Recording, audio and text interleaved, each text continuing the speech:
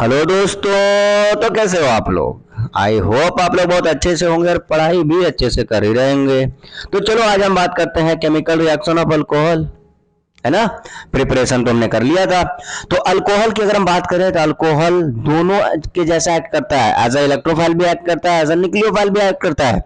इसका मतलब जिसके पास इलेक्ट्रॉन ज्यादा है उससे भी रिएक्ट कर जाएगा और जिसके पास इलेक्ट्रॉन कम है उससे भी रिएक्ट कर जाएगा।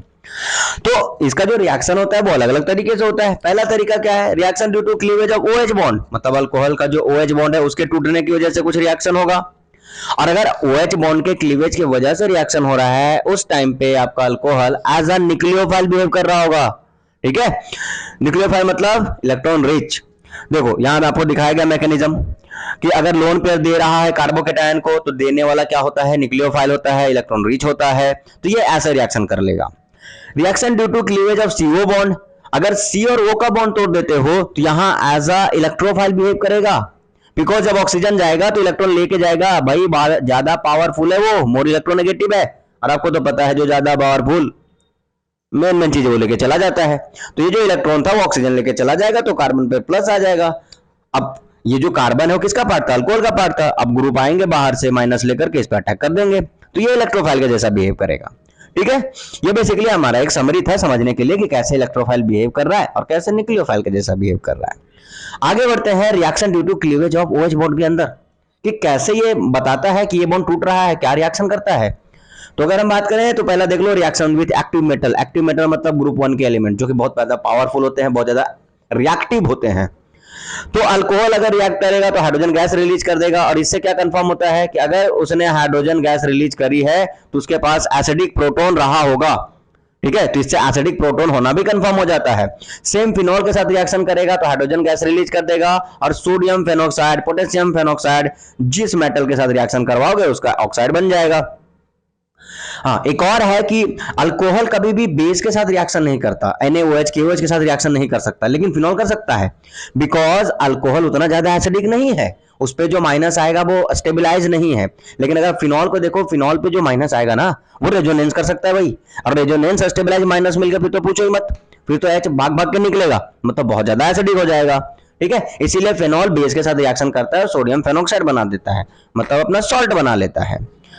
नेक्स्ट है OH के टूटने की वजह से जो नेक्स्ट रिएक्शन है वो है स्टेरिफिकेशन। देखो स्टेरिफिकेशन कहने का मतलब है एस्टर बनाना। तो अल्कोहल से एस्टर कैसे कैसे बनाया जा सकता है, तो अल्कोहल का रिएक्शन अगर आप कार्बोक्सिलिक एसिड से करवा दो, मीडियम चाहे एसिडिक ले लो या बेसिक ले लो, दोनों ही मीडियम में ये रिएक्शन होता है। तो जैसा कि आप देख सकते हैं वाटर लूज हो जाएगा, लेकिन यहाँ एक बात बहुत ध्यान देने वाली है कि वाटर में जो OH जा रहा है वो कार्बोक्सिलिक एसिड का होता है और H होता है अल्कोहल का। इट मींस एस्टर में जो ऑक्सीजन है ना सिंगल बॉन्ड वाला, वो अल्कोहल का है। ये बात ध्यान रखना बहुत जरूरी है, क्योंकि कभी कभी मार्क करके पूछ लेता है बताइए ऑक्सीजन किसका है, ये हाइड्रोजन किसका है, ऐसे पूछ लेता है क्वेश्चन। ठीक है, नेक्स्ट है एसिड क्लोराइड से भी बनाया जा सकता है। एसिड क्लोराइड तो ले लो तो H और Cl बाहर निकाल दो, और यहाँ हमने यहाँ बेस लिख रखा है OH माइनस, बट यहाँ पिरिडीन लिखा रहता है बहुत टाइम पे, जिसको फिशर स्टेरिफिकेशन बोला जाता है। अगर हमने जो OH माइनस जहां लिखा है ना वहां अगर पिरिडीन लिखा है तो फिशर स्टेरिफिकेशन होता है, बिकॉज एस्टर बनता है और उसको बनाया था फिशर ने। अब बोलोगे सर पिरिडीन क्यों डालना है, तो ध्यान से देखो HCl बाहर निकल रहा है, मतलब प्रोडक्ट साइड में HCl होगा, और अगर HCl रह गया तो वो एसिड है, और एस्टर को एसिड मिल गया तो वापस टूट जाएगा अल्कोहल और एसिड क्लोराइड में। तो उस एसिड को न्यूट्रलाइज करने के लिए हम पिरिडीन यूज कर सकते हैं, यहां नहीं लिखा है मैंने, आप यूज कर सकते हो। क्लियर। नेक्स्ट है हम अनहाइड्राइड से बना सकते हैं एस्टर। अनहाइड्राइड क्या होता है, कार्बोक्सिलिक एसिड से मिलकर बनते हैं ना।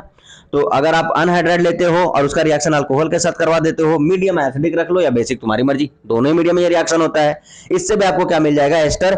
लेकिन यहां ध्यान देने वाली बात है कि यहां जो बाय प्रोडक्ट बन रहा है वो एक कार्बोक्सिलिक एसिड बन रहा है। जैसा कि आप देख सकते हो जो रेड डॉट से दिखाया गया है, एक तरफ से H जा रहा है, दूसरी तरफ से RCOO जा रहा है, तो इससे मिलकर क्या बन जाएगा, कार्बोक्सिलिक एसिड बन जाएगा। क्लियर। तो चलो मैं उम्मीद करता हूं आज का सेशन भी आपको अच्छे से समझ में आएगा, मजा आ रहा होगा ऐसे पढ़ने में ना। तो 4-5 मिनट में अगर कोई चीजें पढ़ाई हो जा रही, भाई ये इंपॉर्टेंट टॉपिक्स है, तो अगर आप सपोज कर लो कान में हेडफोन लगाए सुनते रहे, 5 मिनट में हो गया चैप्टर रिवीजन आपका। क्लियर। चलो मिलते हैं अगले वीडियो में, तब तक के लिए